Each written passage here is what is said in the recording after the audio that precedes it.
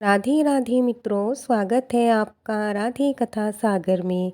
आज हम सुनेंगे गणगौर व्रत की कथा।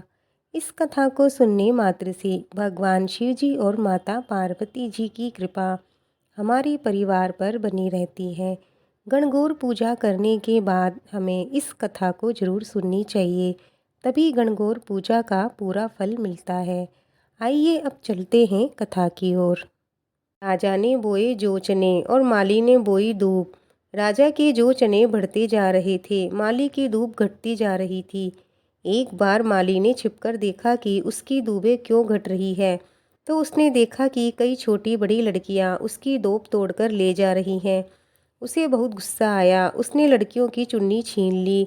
लड़कियां माली से विनती करने लगी, हमारी चुन्नी दे दो, हम गणगौर पूजा के लिए दूब ले जा रहे हैं। गणगौर का पूजा पाटा तुम्हें दे जाएंगे।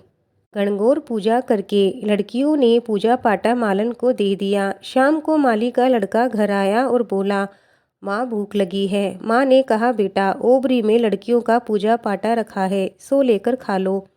माली के बेटे ने ओबरी खोलनी चाही तो वह खुली नहीं।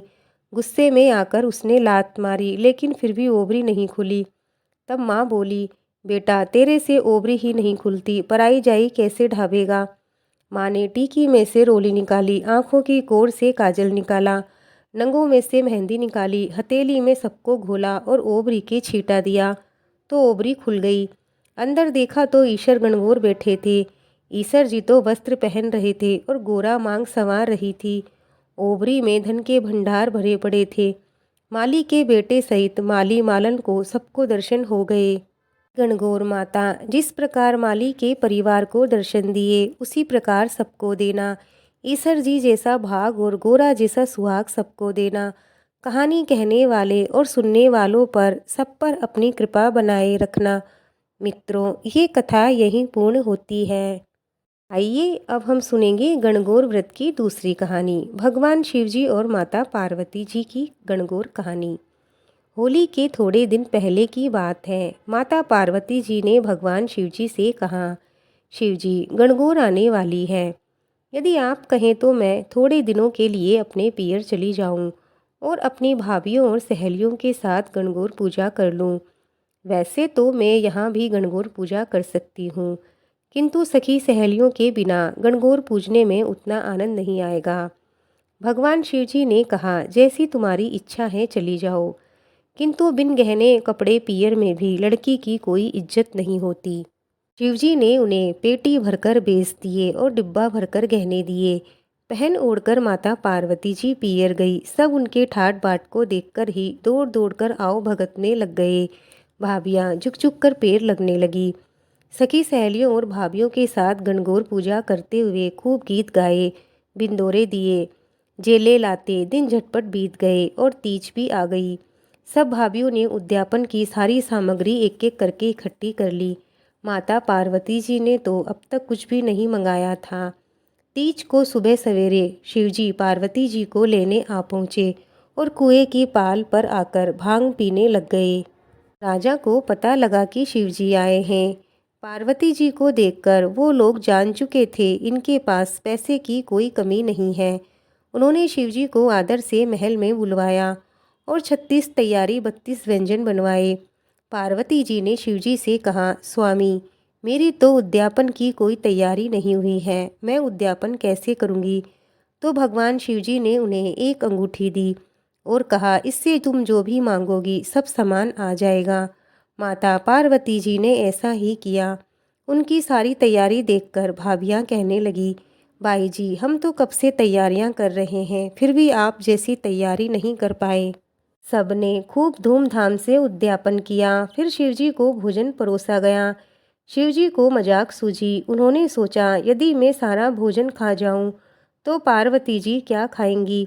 उन्होंने ऐसा ही किया। सारा खाना खाकर भोजन और परोसने के लिए कहा। माँ ने कहा, बेटा कुछ ही देर में खाना और बन जाएगा। किंतु शिवजी ने जाने की जल्दी मचा रखी थी।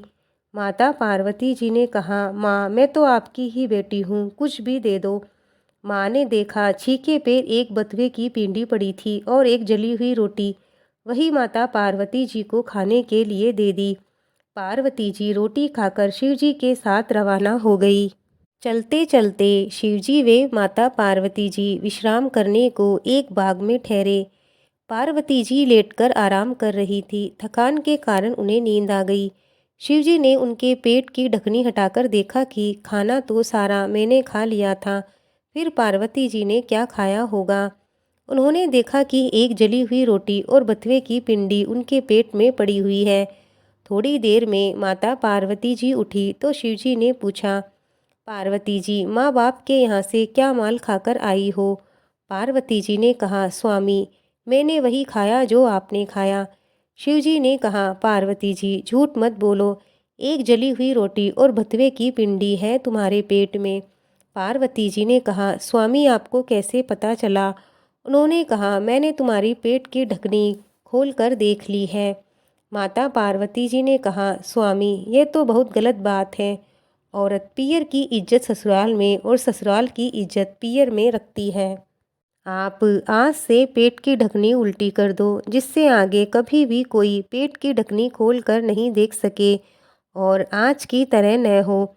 शिवजी ने पेट की ढकनी हमेशा के लिए उल्टी कर दी। शिव पार्वती जी फिर आगे चल पड़े।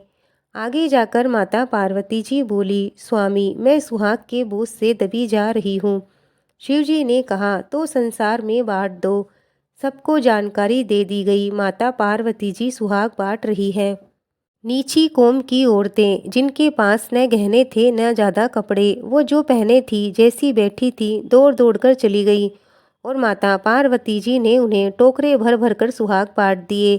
बनिए ब्राह्मणों और अन्य ऊंची जाति की औरतें सज संवर कर धीरे धीरे पहुंची तो सारा सुहाग बट चुका था। शिवजी ने कहा, पार्वती जी तुम्हारी खास सहेलियां तो अब चली आ रही हैं, उन्हें तो सुहाग देना ही होगा। तब माता पार्वती जी ने उंगलियों में लगी मेहंदी में से थोड़ी सी मेहंदी निकाली, आंखों में से काजल निकाला, तिलक में से रोली निकालकर हथेली में थोड़ा पानी डालकर घोला, उन सभी औरतों के छींटे दिए। जिसके पूरा छींटा लगा उसे पूरा सुहाग मिला और जिसके अधूरा छींटा लगा उसको अधूरा सुहाग मिला। मित्रों, ये कथा यहीं पूर्ण होती है। माता पार्वती जी की और भगवान शिव जी की कृपा आप सब पर बनी रहे। आपको आज की कहानी कैसी लगी हमें लाइक कमेंट करके ज़रूर बताएं। अगर आप हमारे चैनल पर नए हैं तो हमारे चैनल को सब्सक्राइब करके हमें आगे बढ़ाएं। मिलते हैं और एक नई कहानी के साथ। तब तक के लिए जय श्री कृष्णा, जय श्री राधे।